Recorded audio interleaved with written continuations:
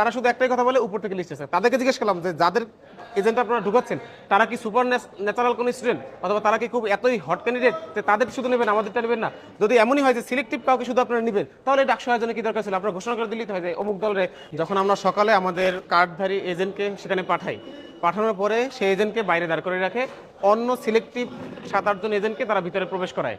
তো তখন যখন আমার এজেন্ট আমাকে খবর দেয় তখন আমরা সেখানে যাই। যাওয়ার পর জিজ্ঞেস করি যে কেন আমার এজেন্টকে কার্ড থাকা সত্ত্বেও গতকাল রাতে কার্ড দিয়েছে তাকে ঢুকতে দেওয়া হচ্ছে না। তখন সে বললো যে না, তারা নাকি গতকাল রাতে আলাদা একটা লিস্ট করেছে, সেই লিস্টের যে 8-10 জন তাদেরকে ঢুকতে দেওয়া হবে। যখন আমরা লিস্টটা কই দেখি, লিস্টটা আমরা গিয়ে দেখি যে লিস্টের মধ্যে 8 জন, তার মধ্যে হলো গিয়া ছাত্রদলের 6 জন, সেখানে বিপির পক্ষে 1 জন, ডিএসএর পক্ষে 2 জন, এডিএসএর পক্ষে 2 জন, ইউলাব যে কেন্দ্র আছে সেই কেন্দ্রের মধ্যে।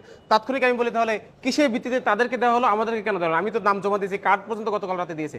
তারা বলে তারা জানে না, উপর থেকে নাকি এই নির্দেশনা তাদের কাছে এসেছে। এটা নিয়ে আমি যখন বারবার কথা বলা সত্ত্বেও তারা এর কোনো সঠিক কোনো ব্যাখ্যা তারা আসলে কিন্তু সেখানে দিতে পারে না। তারা শুধু একটাই কথা বলে উপর থেকে লিস্ট আছে। তাদেরকে জিজ্ঞেস করলাম যে যাদের এজেন্ট আপনারা ঢুকাচ্ছেন তারা কি সুপার ন্যাচারাল কোন স্টুডেন্ট অথবা তারা কি খুব এতই হট ক্যান্ডিডেট যে তাদের শুধু নেবেন আমাদেরটা নেবেন না? যদি এমনই হয় যে সিলেক্টিভ কাউকে শুধু আপনারা নেবেন তাহলে ডাকসু আয়োজনে কি দরকার ছিল? আপনারা ঘোষণা করে দিলেই তো হয় যে অমুক দলের 2টা, অমুক দলের 5টা করে পদ আপনারা দিয়ে দেবেন। তাহলে এত আয়োজন করে, এত কষ্ট করে, এত মানুষের ঘাম ঝরিয়ে এই ডাকসু আয়োজনের কোনো মানে তো নেই। সেখানে আমাদের এজেন্ট কার্ড থাকা সত্ত্বেও গতকাল রাতে আমরা নির্বাচন কমিশন অফিস থেকে কার্ড নিয়েছি, সেই কার্ড থাকা সত্ত্বেও তাদেরকে সেখানে ঢুকতে দেওয়া হচ্ছে না। তারা আলাদা নতুন করে লিস্ট তৈরি করে তাদেরকে নিচ্ছে।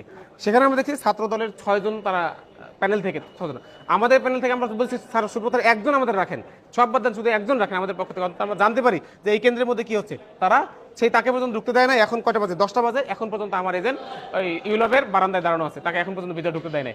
আপনারা জানেন বিগত সবগুলো ডাকসু নির্বাচনে, এমনকি গত ডাকসু নির্বাচনে কিন্তু প্রার্থী যারা ছিল তারা কিন্তু কেন্দ্রে ঢুকতে পারতো, দেখতে পারতো যে কেন্দ্রের মধ্যে আসলে কি চলছে।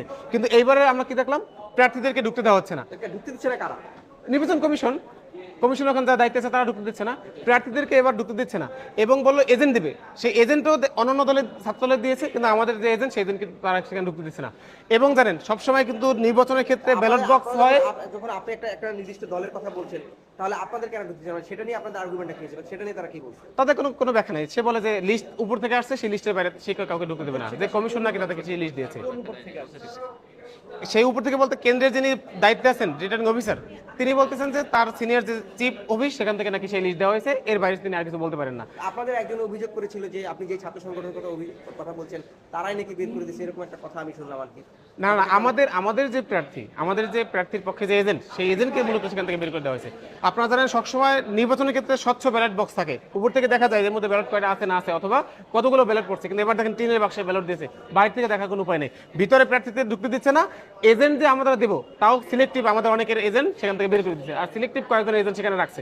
তো যদি সিলেক্টিভ কয়েকজন এজেন্ট রাখে সেখানে নির্বাচনে কিন্তু এখানে একটা পক্ষপাতিত্বের স্পষ্ট নিদর্শন কিন্তু আমরা এখানে দেখতে পাচ্ছি। আমি খায়রুল হাসান মারজান, ইসলামী ছাত্র আন্দোলন বাংলাদেশের প্যানেল থেকে জিওস পদপ্রার্থী 10 নং ব্যালটে।